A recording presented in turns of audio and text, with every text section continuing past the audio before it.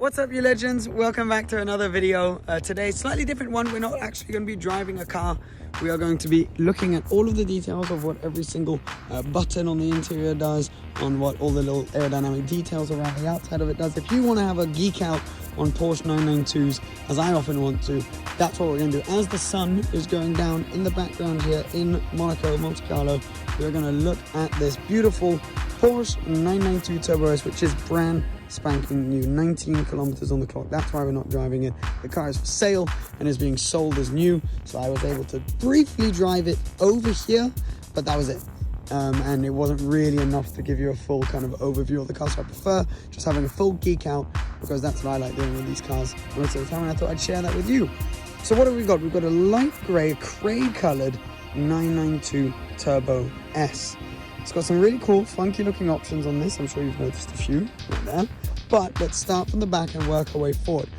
Now, how wide this car is, even though it is 2 centimeters wider than the 991.2, it's actually less noticeable compared to the standard Carrera on the 992, because all of the standard Carreras have the four-wheel drive wheel arches. Before, wheel arches were much wider on the four-wheel drive versions of the Carrera platform, which of course the turbo is part of. All turbos are four-wheel drive. Now all of them have that now, so it's less noticeable when you see a turbo and a Turbo S like this. Now, one thing which is more noticeable is the new kind of exhaust that they've put on these. This is the sports exhaust. This is an option, and it looks very much like the GT2 RS exhaust outlets, exhaust tips that they've got. Now, standard, it comes with quad exhaust in a more square shape. These I actually don't think look quite as good, but they make the car sound better, as we'll hear in a little bit. It's got a really nice spec round back here. We've got the sunroof, which gives this kind of like capsule feeling to the top of the car with the tinted rear glass. Makes just the top of the car separate from the rest of the body color and gives it that kind of low stance. If the roof was body colored, I'm not sure it'd have that quite as much. That's a really nice touch on the spec of this one. Currently the wing is in its out position, so that can lie down right here. So it's an active rear wing that can, as I say, come and sit down on the back of the car there. Right now it's kind of like a double wing. As you can see, one integrated wing there, and then the active wing right there, which changes depending on what you're braking, and you can have it in a few different modes. That is new as well. These slats on top of the grille, which really well hides really well the engine, because you literally cannot see anything. We'll open this in a little bit to show you, but you cannot see anything when you're in this thing. When you open this thing up, they've changed the direction, so now it's much more vertical. Before it was just these horizontal slats. Now they've switched to these vertical slats right there. Now then, what else do we have on this car? So we've got obviously the brand new rear running light right there. So this is, comes back, arcs back to some of the older Porsches, and looks really, really cool. I really like the way they've done that. The lights are also much more, it used to be an option called translucent lights, now much more black and white than they were before. All of this was kind of red, and obviously you only had that part of the rear light rather than this whole middle part before. I think that looks really cool the way they've done it. They've also added the Porsche logo in 3D. So before that was just text, which you'd have on the back of the car. That is now a 3D finish, which in this one is specced out in black and looks awesome. I really like what they've done with this. We've then got the rear diffuser, which is finished in black. The slightly plasticky looking and feeling stuff. Yeah, not the nicest material in the world, I'm not going to lie to you. You've got an aerodynamic little detail out here in the air outlet. Really cool to see all of these little details as you go around the car. They've done a great job with that. You've got your reversing camera as well, which is hidden right above your license plate here with your parking sensors and tow hook right there. You've then got another actually outlet here, which serves to, as we saw on the 488 Pista in a video like this recently, serves to get all the turbulent air out of the rear wheel arch, and also just looks kind of cool. We've then got, well, let's get onto it, these rims, kind of sport classic rims. These are an option. They look great, and now I'm not sure they would work with all the cars, but with this spec they are just fantastic. So yeah, really, really thumbs up for whoever spec this, because it is so cool. And I'm not sure if you had a blue or red or green finish on the car if it would work quite as well, but here it looks awesome.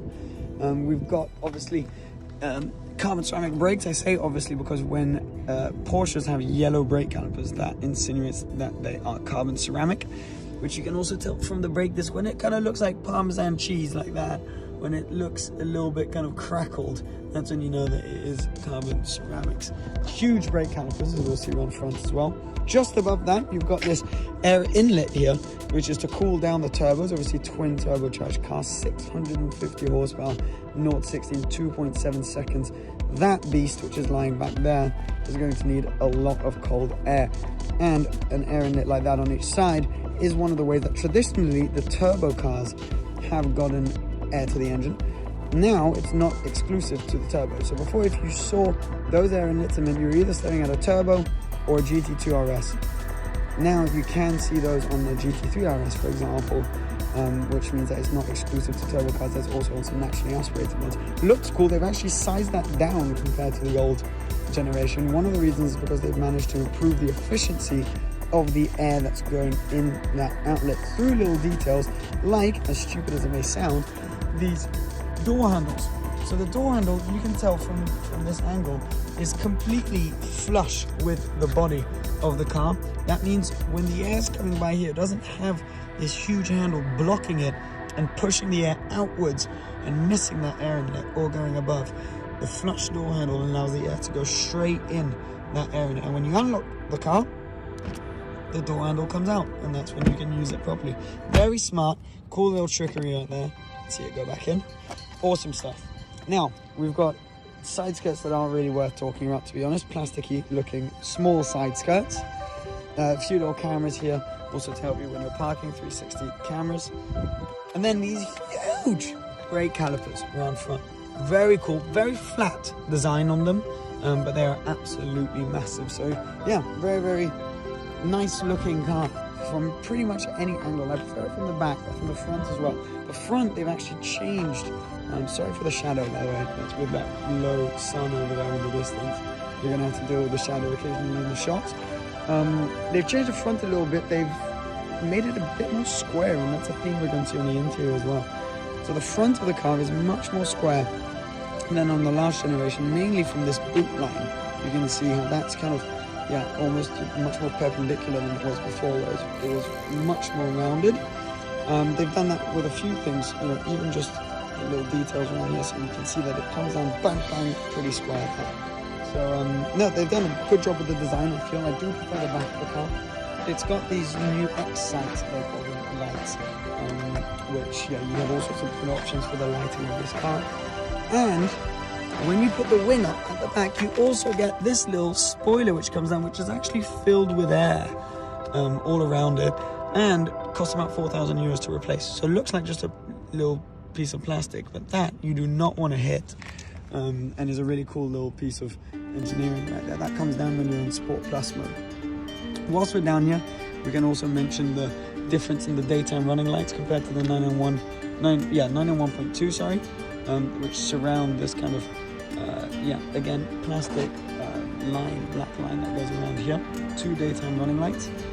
We've also got, obviously, the adaptive cruise control. Really, really smart system on the Porsche, so that, you know, you set a speed and then it will hold you at a certain distance behind the car in front if you get up to 1 whilst at your set speed. Really cool. You've got also cameras all over the place, as I say, for the 360, and your parking sensors around front. Just show you in the boot of this car, because it is one of the impressive things about these is how quick they are. As I said, 2.7 to 60. Performance that you get in only the highest of highest end supercars, yet you can still use it as a daily driver if you so wish, and things like a boot of this size help that. There's a big boot, you can fit 2 to 3 little small suitcases in there, and it's just really, really nice. Yeah, things like we've got little cubby holes here as well.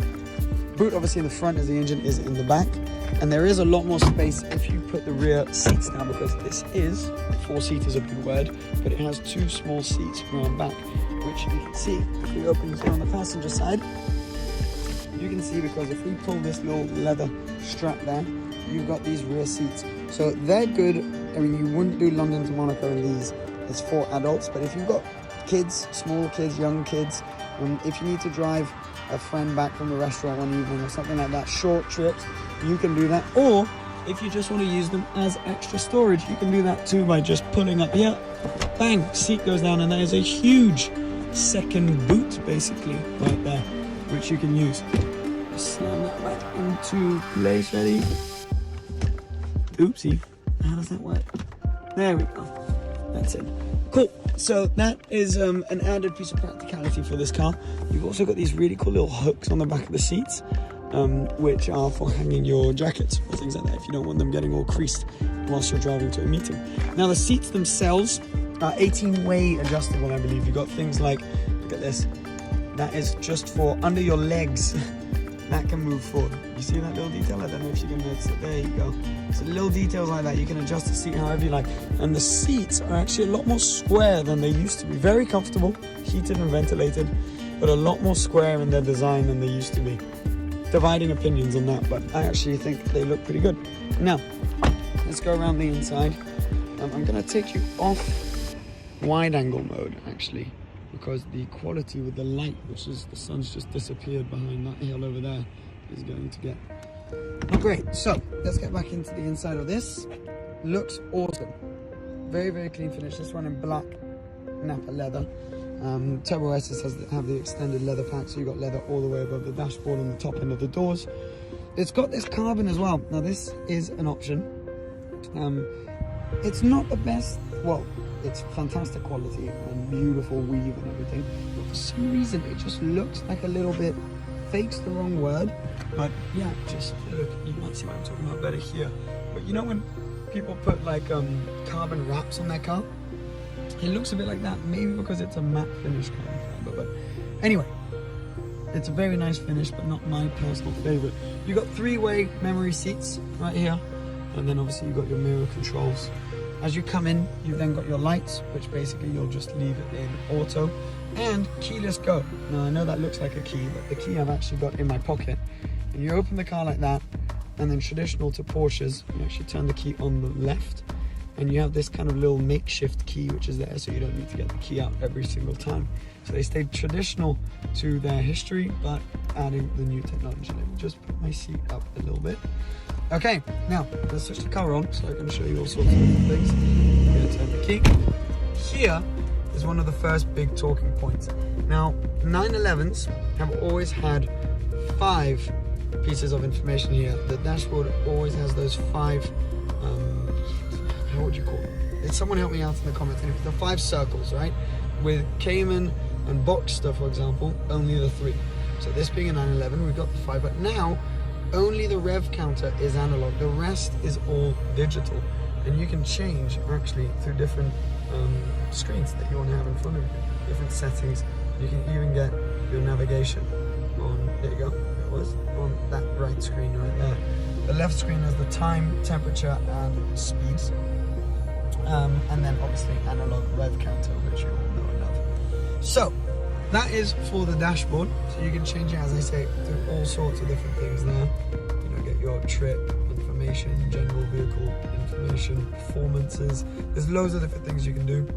And then you got just your fuel consumption and range and things there. Steering wheel, nothing particularly new, pretty similar to what was on the last generation. To be perfectly honest with you, you got your voice control, your favorites button, and this controls that right screen right there. Phone, and this is your volume, which you can see right down on that other screen. And then when things get really interesting is actually here with this little spinny wheel, I call it, which changes you between all your different driving modes.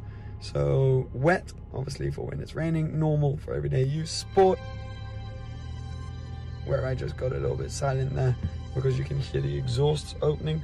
That is when you want to be a little bit more aggressive. Sport Plus, when you're feeling very aggressive. And then individual, where you can set things up the way you want them. So for example, you can have the suspension in its softest mode, but the exhaust and the gearbox in an aggressive mode. We then come right to a screen, a very, very big screen, touch screen, which is very responsive. They've really nailed the general kind of feel of the screen, the quality of the image is all really nice. The response is really quick. It works really well. The only thing that bothers me with this screen is just how much it's doing. It's sometimes a little bit hard to navigate. So for example, this is where you control your rear spoiler. So if I press that and keep that held down, you can hear it. I don't know if you guys can hear it making noise. There we go. That's how you do the spoiler. It's a bit unnatural. I might just be a bit old school, but I find it a bit unnatural. We've also got all of our different modes that you can go to here. You can see your trip and things like that. Now what's quite cool is here we can actually see, if it allows me to focus, we can see what the car looks like with its 4 exhausts. So that's the standard exhaust system. I actually think that looks a little bit better. I'm not gonna lie. Anyway, you can change things like the exhaust from here as well on the screen, or there are a few shortcut buttons here. So this is your lift. So your front lift only, it doesn't lift the rear, only the front. That's controlled through that button, it's very quick. You got your exhaust open and closing from there, your hazards, your traction on and off, and your Porsche dynamic chassis control button. Now what that does is that controls the amount of body roll you're getting effectively. And it's a really smart system, which I haven't been able to drive the car hard enough to test it out myself. But the way it works is effectively, it just keeps the body flat. You know, it keeps the front end a bit more planted, allows you to push a little bit more on that front end and build your confidence in the car, and just keeps it more flat, allowing you to hold a bit more speed through the corners. This is one of those cars which really hides its game well. You could get around with this and people wouldn't know just how quick it is if they don't know much about cars. So yeah, we come down here where it's this kind of tactile finish section where you actually still have to press, but when the car is off, the one thing which is a little bit annoying with this is it leaves a lot of fingerprints. If you're OCD like me, that is a little bit frustrating. Most people probably won't notice that. And obviously pretty self-explanatory, all your temperatures and speeds, things like that. Yeah, nice finish, very quality feeling materials right there. I don't know if you can get that just from the noise. You then come down also to the gear shifter, gear knob, whatever you call this, which actually was quite a talking point because you don't have a manual mode anymore. You used to be able to just kind of slap it to the side there and have a way of changing gear from here up and down the gears, not just through these really nice, actually feeling very solid paddles. That was useful for people, you know, let's say if you were like mid-drift and your steering wheel's turned in whatever direction and you lose track of where the paddle you need is. I don't find myself in that situation too often, so it doesn't bother me too much. I use the paddles most of the time anyways, but I do understand why it could potentially be slightly frustrating. This is where you select obviously park, and then when you're in drive, if you want to select manual, you just press here and that allows you to use those flappy paddles. We'll leave it in park because if we go into drive now, we'll be straight in C. What else do we have? We've got the sunroof controls. Sunroof is right here. You press this button and that allows you to open that all up completely, which is a really nice touch. We can close that up straight away. You've then also got a way to just open the rear of it by pressing this button. That just opens the rear. Press that once and it goes back down. And then you've got a sunshade, which comes over, boom, like that. Which is quite nice if you don't feel like having the sunroof open, you can do that. Then we've got, as I mentioned, heated, three-way heated and ventilated seats. Very nice. I'm not sure how much use it is if you put all three, but you know, both on at the same time. Little kind of cup holder, key holder section, handbrake obviously, and this carbon fiber we were talking about earlier, which is very nice, but I don't know. Maybe it's the matte finish or the weave, I don't know. I may be being very pedantic, but for some reason it just, is it maybe just too good the finish that it looks fake? Anywho, they've taken the traditional Porsche cup holder system, which was on the old generations, off, and now you've got that cup holder I showed you before, and then this one which pops out of here. I love the old system, so I missed that a little bit, but this is just as functional, isn't it? So it doesn't really matter at the end of the day. There we go. I'm going to put it in Sport Plus mode so that you can hear what it's like at its loudest idle, because it sounds pretty cool actually. Yeah, not bad at idle. I mean, these things can sound cool if you put an exhaust on them and stuff. Stock, they're not the greatest sound things in the world. But that angle right there is just beautiful. I'm going to go back into wide mode quickly and sign off. Thank you for watching, guys. I hope you enjoyed it. it was just a quick little look around the car, all the details. Let me know if these kind of videos are interesting for you guys, even though we're not driving the car. If you like to geek out as I do, or if it's, you just want to see me driving, let me know in the comments down below. Thanks for watching. Please subscribe, and we'll see you again on any of these very soon. All the links for this specific car will be down below. Cheers, guys. Bye-bye.